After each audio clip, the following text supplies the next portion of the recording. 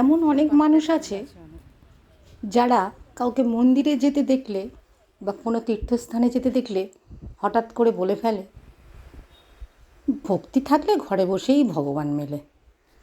আচ্ছা, আমি এটাই বুঝতে পারি না, তারা কি সত্যিই মন্দিরে যেতে চায় না, নাকি মানুষে যাচ্ছে সেটা দেখে কিছু একটা বলতে হবে সেই জন্যই বলে। হ্যাঁ, মানছি কিছু মানুষের নানান সমস্যা থাকে, হয়তো তার শরীর পারমিট করে না, আরও অনেক প্রবলেম থাকে, সেটাও কারণ হতে পারে। কিন্তু প্রতিনিয়ত যারা হোটেল রেস্টুরেন্ট শাড়ি গয়না কিনছে, বাইরে ঘুরছে, আনন্দ করছে, অথচ ভগবানের জায়গায় যেতে হলে তারা মানুষকে এই ধরনের সাজেশান দেয়, আমি এটাই বুঝতে পারি না কেন তারা করে। বলো তো, তুমি যদি একটা ট্রেনে ওঠো, জানলার কাছে সিটটা যদি ফাঁকা থাকে, তুমি কি দাঁড়িয়ে যেতে চাইবে? তোমার কি মনে হবে না যে তুমি জানলার কাছে বসো?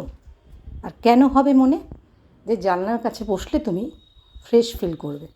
কারণ বাইরে থেকে হাওয়াটা তোমার শরীরে লাগবে।